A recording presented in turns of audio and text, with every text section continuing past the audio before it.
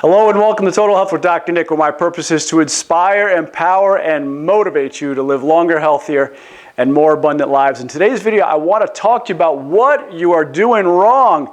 I get this question from so many people virtually every single day. Dr. Nick, this is what's happening, that's what's happening. I can't lose weight, I'm not in ketosis. What am I doing wrong? And I'll tell you, there could be some things you're doing wrong, but you know what? I bet you there's a lot of things you're doing right. So don't kick yourself, you're doing great. Maybe you could be doing a little bit better. So this video is actually inspired by one of our viewers. I got this comment from Didi right here. And Didi writes, Dr. Nick, my stress is going through the roof. I started doing the keto diet on the 13th. This is in August. And I've only lost 3.9 pounds. All my sugar cravings have practically gone away. And some days I eat way under my calories. My clothes do feel much better. A person that I follow on YouTube suggested I use my own body fat as a source for fat. On keto, I know that the fat part is so important. I have so much trouble getting into it sometimes. She wants to know if I have any fat bomb recipes, which, by the way, I do. I need your help. How can I fix this problem? I'm going bonkers, she said.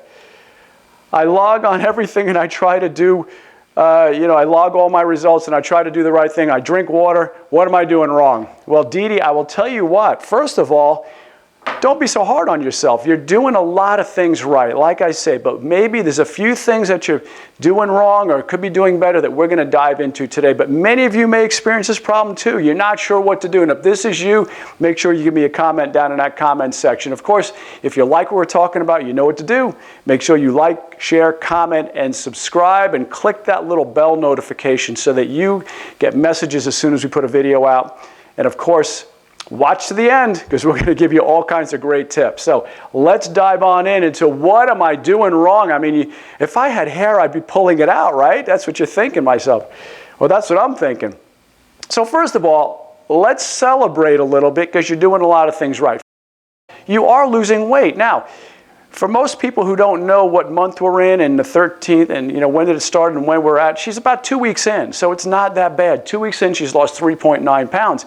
So give yourself a break. Give yourself some credit. You are losing weight. That's a step in the right direction. What is that? A trip of 1,000 miles begins with the first step. So you're doing okay. Number two, your sugar cravings are virtually gone.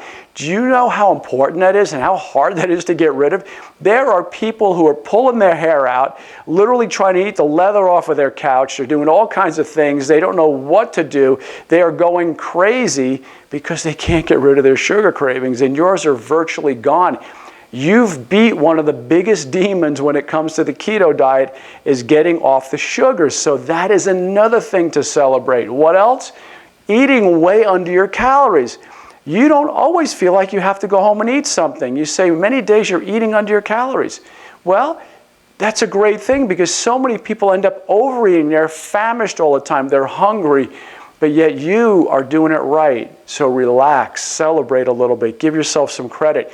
You are actually able to get through the day with eating under your calories, which, by the way, that's a good thing, but it also might not be a good thing because if your body perceives that it's trying to starve itself or you're starving it, it's going to slow your metabolism down. So you don't want to undereat by too much. If you try to starve yourself, your body's not going to have that. Remember, your body's first mechanism, the first thing it wants to do is survive, okay? It wants to survive. That's what we're designed to do. That's the way our ancient ancestors were. So if you try to starve yourself or get too low in the calories thinking, hey, I'll just start this off big time and not eat, you're going to mess yourself up. So, good and bad here. Anyway, my clothes do feel much better. I'll tell you what, that's a huge thing. That's probably even one of the most important out of all this because so many times people are looking at the scale. And I'll tell you what, I like to think that the scale lies a little bit because there's times I know I'm looking leaner, I feel leaner, my skin feels tighter.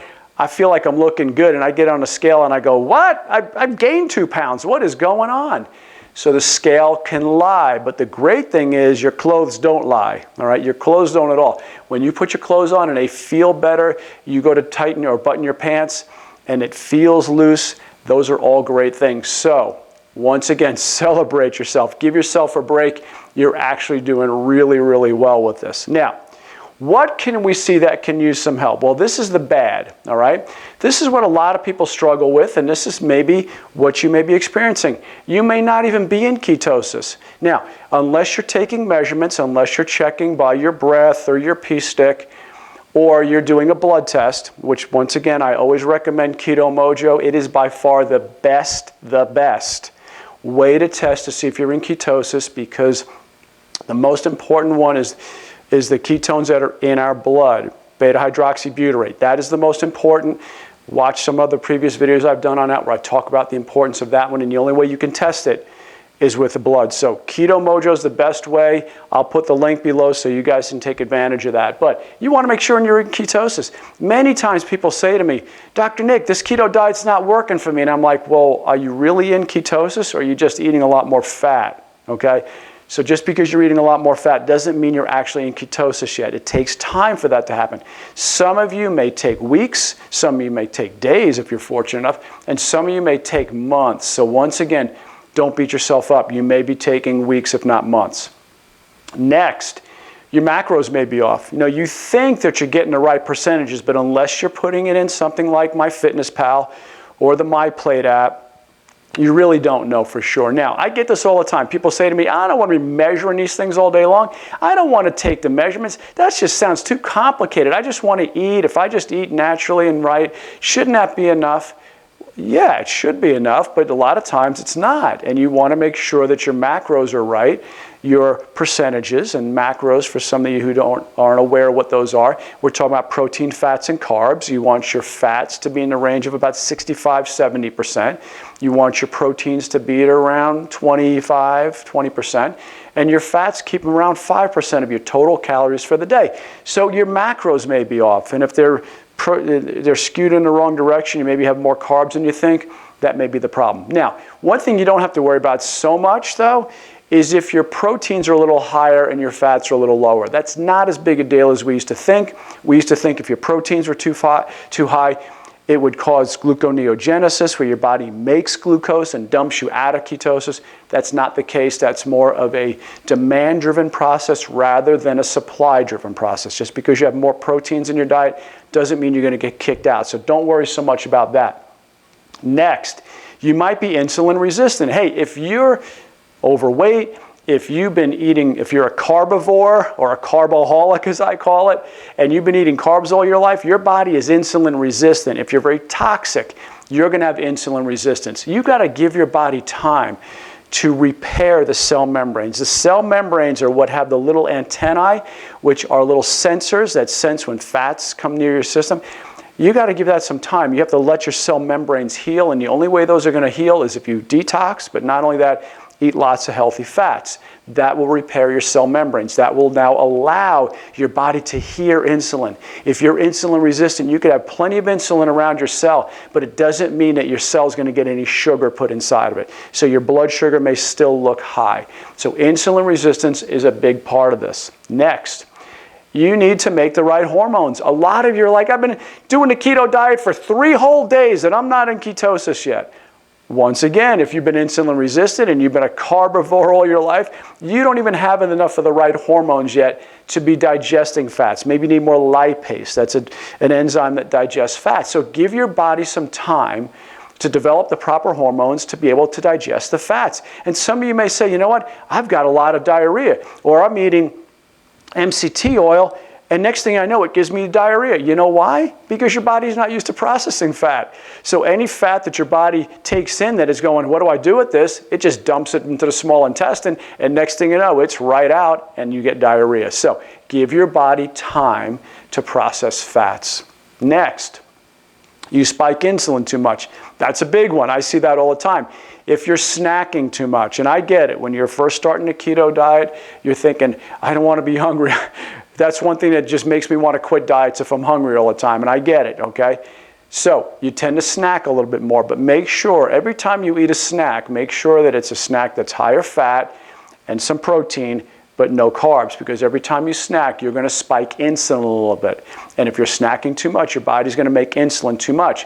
One of the best ways to get rid of the insulin in your system is to only eat a few meals a day, maybe 2, maybe 3, and do intermittent fasting. So intermittent fasting means you stop eating around typically 8 o'clock the night before until about noon the next day. That's 16 hours, and the great part is you're sleeping during most of it, okay? So intermittent fasting, you're making your eating window shorter. So that means you're now only going to eat between about noon to about 8 o'clock at night, okay? So you're shortening your eating window, and you can shorten it up even more if you want. You can shorten it to 6 hours or 4 hours, eat 2 meals a day, or eat 1 meal a day, whatever you prefer, whatever you can handle.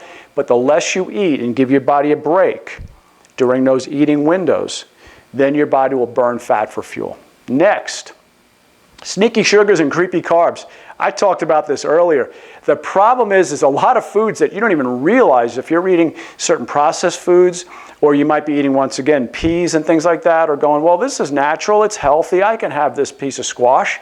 Well, next thing you know, you're getting too much carbs or sneaky sugars.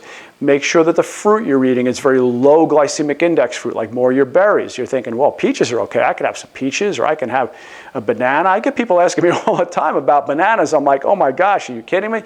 Bananas are one of the highest starchy fruits you could ever eat. So stay away from the bananas. Avoid the sugars, and you'll do a whole lot better. So sneaky sugars and creepy carbs. Next, eating dirty.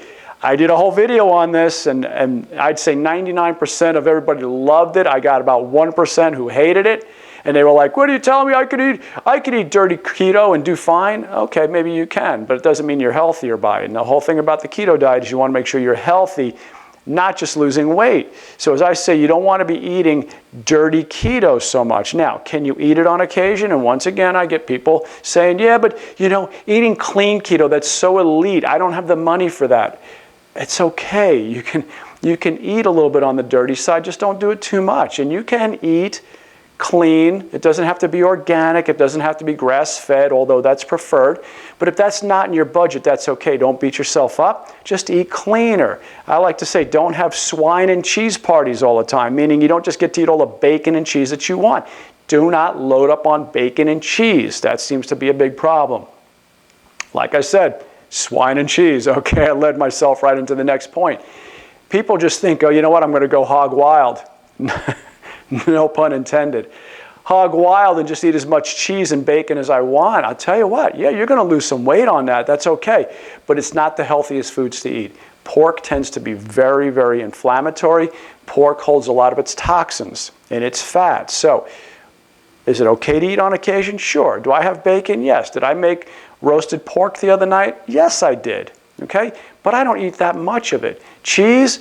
I have cheese on occasion. I'm Italian. I love cheese. Okay? Reggiano Parmigiano, in my opinion, is the undisputed king of all cheeses. So anyway, along with mozzarella. So I love cheese too. But you know what? I've had to curb it. I find that when I have too much cheese, I tend to have a little bit of a layer of fat. When I have less cheese, it comes right off. You may notice the same thing. Next, too much processed foods. A lot of you are eating foods with too many labels on it. Eat things more the way God created it, where it doesn't have a label on it, doesn't have a barcode on it, okay? So eat more natural foods, not so much processed, not so much packaged. You guys are all looking for the keto section of the supermarket where all the processed keto foods are. And believe me, I'm okay with some keto snacks from time to time, but just make sure that there's not much ingredients on that list. And of course, just if it's got a label on it, it's usually not a great thing. So try to eat as clean as possible, but also less processed foods as possible. Next, too much cortisol. I think I remember you saying over here, Didi, my stress is through the roof, quote unquote. I'm going bonkers. Yeah, a lot of you are doing that. Well, cortisol is a stress hormone. When you have too much cortisol in your system, guess what? Your body is storing belly fat. So get the stress levels down, meditate a little bit, have some relaxing breathing, listen to some soft music. Don't worry about things so much. Let your body do what it needs to do. It's going to start to convert. It's going to start to become a fat burner, and it is going to actually start to work. And you are going to see all the changes that everyone else is seeing. So, Didi, I hope this is great information for you, and I hope it was great information for all of you. I love and appreciate you guys. Thank you so much once again for listening. And if this video is valuable to you, please make sure you like, share, comment, and subscribe. And thank you so much for watching. Love and appreciate you again. Take care. This is Dr. Nick. I'll see you next time. Bye-bye.